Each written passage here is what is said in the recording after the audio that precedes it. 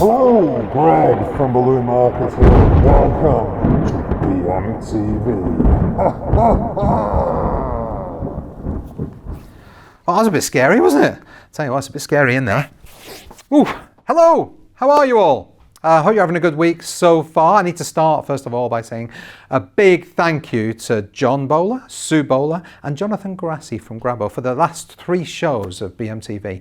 So obviously we had John last week, came down and showed us all about the premium inflators, which was really, really useful. If you're not too sure which electric premium inflator to go for, John will tell you. And there's other supplementary videos that I think are on the premium websites that we did that you can get even more detail about them. So John, thank you so much for that. The week before we had Sue, and Sue came down and talked about Canva. And so if you are looking for something to make your images, videos really professional, images, not videos, sorry, but you can make little videos with your images.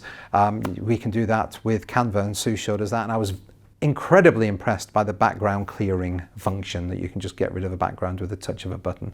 So that was really good. And then of course Jonathan injecting some positivity into the current climate, which was really nice. Jonathan at Grabo obviously doing quite well over in Italy, and when you consider how Italy was before COVID hit the UK, it was really, really bad. So Jonathan is feeling very positive about the future. Now this week I am going to talk about Halloween, but not so much about Halloween products, but I will talk about these as we go through. Now, the thing I want to talk about is trick-or-treating. Should we trick-or-treat or should we not trick-or-treat this year? Now, I'm not going to talk about actually that in itself. There's a whole Facebook group, local Facebook group close to us, and people saying, who's trick-or-treating? No, you shouldn't do that. Yes, you should. It's fine. The kids are, as long as they do it safely. No, you shouldn't do it. I don't know. I mean, everybody has their own opinion. But what I am going to talk about, is there an opportunity there for us as an industry to do something, as long as we can do it safely, with trick-or-treating and Halloween? So Rachel, Mrs. B, has been doing some research. Rachel does all our social media, and she's come up with a few ideas. Now the first one is called booing or ghosting. Now this is something that's come from America, and where she did her research was on Sue Bowler's blog. So if you've not seen Sue Bowler's blog, it's called The Very Best Balloon Blog. It's the Qualitex blog, and Sue looks after all of that. And she talks about booing. And I'd never heard of booing until recently. And it was about 4 or 5 weeks ago, and I was watching, I've been binging on something called Modern Family on Netflix. I don't know if you've seen that. It's excellent. I absolutely love it. I think it's like Marmite, you love it or you hate it, but I love the way it's filmed. It's won awards, they look at the camera, so it's not just a normal comedy, but it's great. Anyway, that's where I first saw it. And it's called booing, and basically you deliver a gift of some description to somebody, leave it on the doorstep, knock on the door and run away. So it's anonymous, nobody knows, they don't know where it's come from.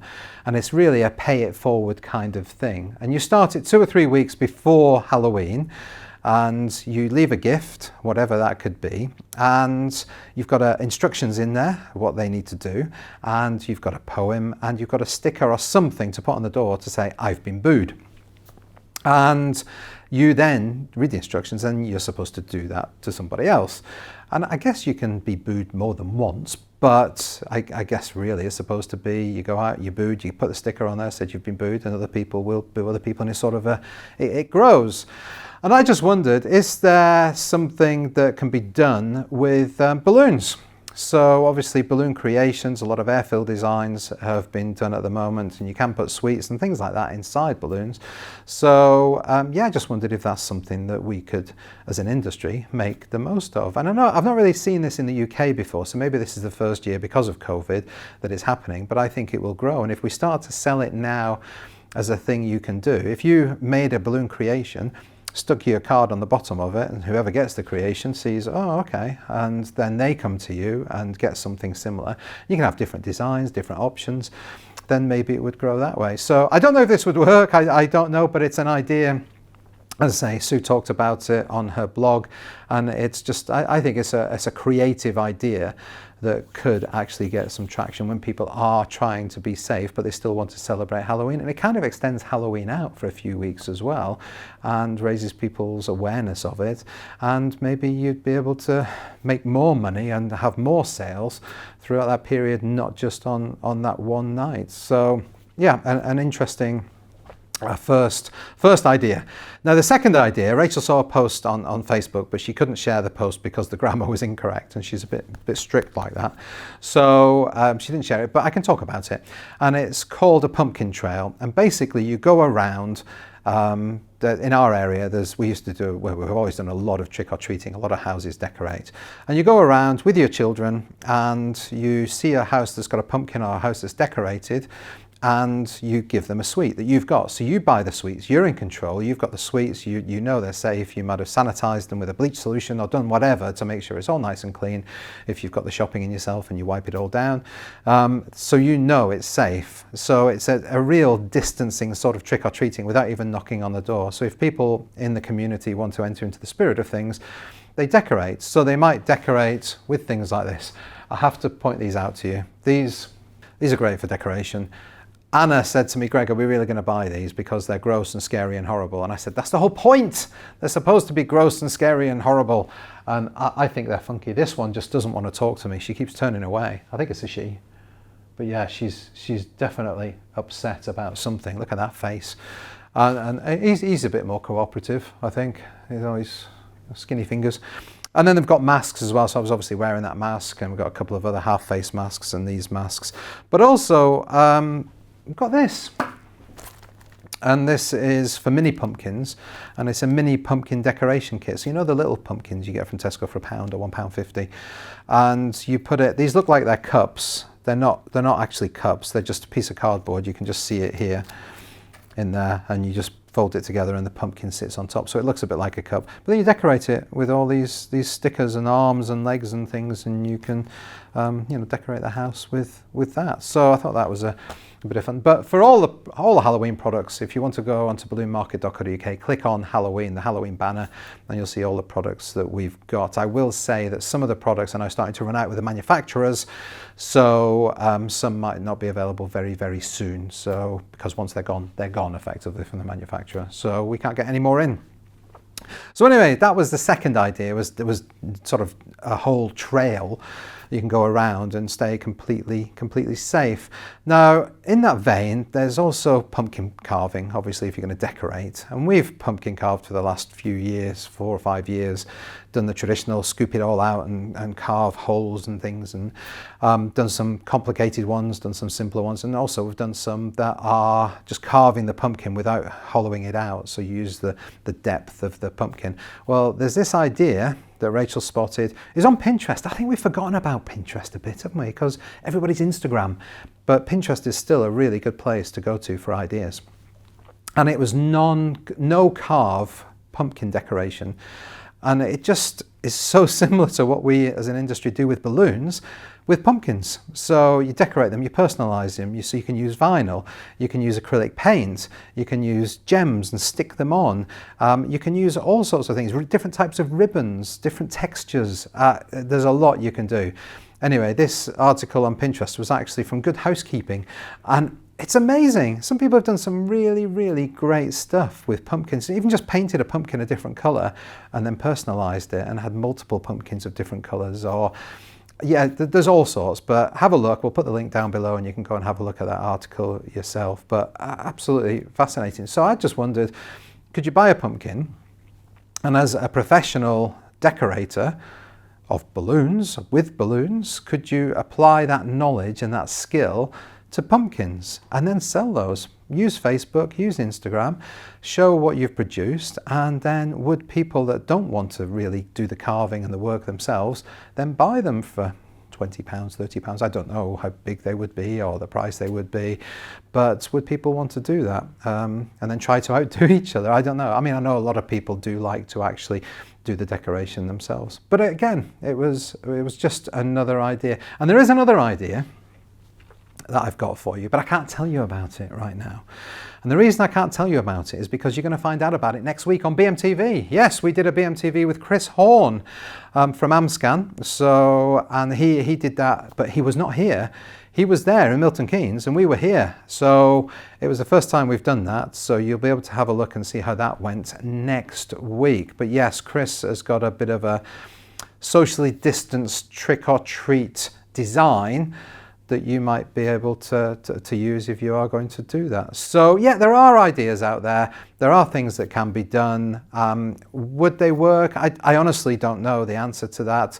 But of course, it's worth a go. We're not living in the same world we were living in last year, so things have to change. And as I've talked about before about businesses, if you're still doing the things that you did last year, expecting business to be the same now, it's not going to work for you. So you need to change. You need to pivot, is the word that I'm hearing a lot. And apply what you know, your knowledge and skills, and maybe you could do that, painting pumpkins and stuff. So yeah, just some ideas there, and I think, yeah, it's interesting to see how as an industry we do pivot and we do change and we do adapt. So right, I want to talk a little bit now. I've been talking recently about positivity and how I believe positivity, if you focus on positive things, more positive things happen to you. If you focus on negative things, more negative things happen to you or come into your life. And I honestly am a big believer in that. And I talked before about people having a moan on Facebook about competitors, about undercutting prices, about new people, etc. And I don't really subscribe to that. I think if you moan about things and you focus entirely on the negative or on competitors or anything like that, it's just going to make you feel bad ultimately. And I think that's what you don't want to do. So focus on the positive. And I want to tell you about a story about a new person that only joined the industry in February. Now, I'll come to that story, but her name is Kelly. So hello, Kelly, from Kelly's Creations. I'm going to come to that story in a minute, but it's really good. She's only been in the industry 8 months and her business is booming. And I think it's all to do with positivity. Anyway, I was watching a film last night. Those of you that are regulars here on BMTV, you will know that Sunday nights, filming on Monday, I get the ironing board out and I do all our ironing in the house. And I watch a couple of films. So last night I watched a film called Enola Holmes, and it is about Sherlock Holmes' sister. And it's a really good film. This girl, she's only 16, actually plays Enola Holmes, and I think she's got a bright future in front of her. But it was great. But it was full of quotable lines, and the one that really struck me was, it was her mum. She was brought up by her mum without her dad, and her mum gave her this quote, and it was, there are two paths you can follow, yours or the path created by others for you. And it just really struck home because I think as a self-employed person, a lot of people out there, a lot of you are self-employed. You might still have jobs, but you are self-employed. You've started your own business. No matter how long you've been doing it, you could have been doing it a week, a month, 10 years. You've all gone out there and started it. So that's your path. You've created your own path. But it's very easy to be derailed off that path. It's very easy to follow the path that others have created for you. And that's not necessarily your boss saying something. It can be something as small as a comment from a loved one. And in fact, quite often that can just change your whole life. So it might come from your husband, your wife, your mother, your father, brother, sister, good friends, people that you respect, people that you've known for years. And I'm sure some of you out there have experienced this. And it could go something like, oh, I'm starting my own balloon business. And somebody turns around and says, balloons? You won't make any money doing that. And it could be as flippant as that. It could have been after a couple of glasses of wine and then they move on to talking about whatever else. But that could stick with you. And I think that is how paths created by other people exist. It's not the big, you absolutely know, shouldn't do that. It could be these little comments that come in and just sit in your head and stop you doing what it is you really want to do. So bear that in mind. So when you do see the negativity, it could be on Facebook, it could be face-to-face, it could be people that you're friends with, just try not to even listen to it. I can tell you this one thing, that if you say that to somebody that is a success, somebody that has gone out there and given it a go, somebody that has really built a great business that's been, a balloon business or any other business, in fact. Richard Branson, obviously from Virgin, If you were to say that to him, he would not turn around and say, "Phew, you're not going to make any money doing that." He would be asking you questions about your business. What are you going to do? Where did you get the idea from? What's the plan? What's your goal? And all of this, and offer you words of encouragement and actually be genuinely excited for you. And it's part of my job that I really enjoy. I enjoyed it more when people used to come in. You can't come in to the building anymore because of COVID. I used to really enjoy talking to people and finding out about their businesses. And I'd get genuinely excited for them about what they're doing. And there are problems. There's always problems. But I just think it's a really important thing to remember, is that it's your path that you're trying to create. So you can listen to these people, but try not to create the path that they're wanting to create for you. Create your own path. But Enola Holmes, so it's only a kid's film, but it's a really good film. Anyway, back to Kelly. Kelly has done exactly this. So Kelly started her business 8 months ago, back in February. And she was going to go on a Qualitex training course, all prepared for that. And then COVID hit. And so she couldn't do that. So she said she's watched BMTV. And she's not watched all of them yet, she said, but she is trying her best. So she apparently watches BMTV in bed, watches TV at the table, and her husband found her watching BMTV, and she was doing something with a broom that I was showing. I have no recollection what I was showing with a broom, Kelly, so if you want to share that with everybody, that'd be great. Leave a comment down below. But anyway, Kelly started her business 8 months ago, and learned everything she has learned from BMTV, which makes me really, really proud. So Kelly, thank you for doing that and for watching us, and I'm so glad that it really has helped you. But what she has created is not anything that has come from BMTV. She has taken her knowledge and her experience by practicing and created, you won't believe this. It's a dinosaur that's over 7 feet tall. We've not shown that on BMTV. We've not had anybody come on and show how to create a 7-foot dinosaur. But what Kelly's done is taken the skills, taken the knowledge, I assume practiced and played with the balloons, taken those techniques and created something from her own imagination. And I just think it's fantastic. And Kelly's business is doing really, really well. She's got over 2,700 followers on Facebook. And looking at some of the work that she's done, it's fantastic, considering she's only been in the industry 8 months. And I think that's what you can do. I think everybody is capable of being that positive. We obviously serve a lot of people. We're a wholesaler, we have lots of customers. And I have to say, we are seeing far more positivity, far more increased sales than we're seeing the other way. So all I'd say is please choose your own path, be positive, and go forward with it. Right, there's one last thing I want to talk about, and that is these. Now, these are bubble weights. We buy these from Creative. We've been selling them for years now, and we sell a lot of them. They're great because they're heavier than just a standard normal plastic balloon weight. They are lighter, but still heavy enough to hold down. They're lighter than frilly weights and pyramid weights, and cheaper, but it's enough to hold down a larger balloon, a super shape or something like that, or a couple of balloons. So these have been really popular over the whole COVID period. We have been selling a lot more of them, obviously because of deliveries and things like that. Anyway, these are new colours. These are not colours that they're not available just yet. Hopefully they're going to be available in the next few months. But I wanted to tell you how they came about.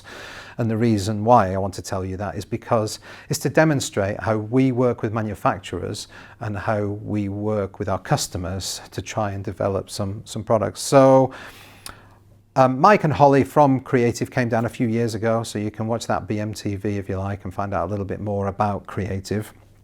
And they, like I say, Holly contacted us and said, you're selling a lot of these weights, or buying a lot of the weights from them. We're thinking of some new colours. What would you suggest? And so we suggested some colours, and they sent us this. Holly sent us this. So these are some colour samples of the plastics on the back of a compliment slip. And so we went back and said, probably this one, that one, this one and that one. And this is what they come up with. So we've got a dark green one. Now that is inspired from a lot of the organic work that is going on, a lot of leaves, green leaves, tropical leaves. You've got the lighter green, more of a mint green, a pastel green, and that could be used in the same way, but also pastels are just very, very en vogue. A yellow wasn't available, so we got a yellow, but went for a pastel-y sort of tone because we thought that was going to do really well. And navy. Navy is just a colour that's doing really, really well at the moment. And I know Creative have a lot of navy products like their geo-design banners and things like that. So as I say, I just wanted to show that manufacturers sometimes talk to us. We want to talk to you. So we will be led by you. If we can talk to a manufacturer and say, hey, can you make a weight like this? Or can you make a balloon like that? They might listen, they might not. They might not see that there's a potential there, but that's absolutely fine. But what I'm saying is please, please, please let us know if there's anything we can do, if there's any ideas you've got. Not just weights, not just balloons, anything that you think would be really good that doesn't exist for our industry. Maybe we can make it exist by working together. So you talk to us, we talk to manufacturers, maybe something can come out of it. So that's all I really wanted to say about that, is just to, like I say, these weights are only going to become available in the next few months, but together we can actually make something. Anyway, that's it. The question of the week this week is, what product, based on this, what product would you like to see that doesn't exist right now? Leave your comments down below on Facebook and on YouTube. Thank you so much for watching. Thank you for subscribing. Please stay as safe as you possibly can. And I look forward to seeing you next week. Bye.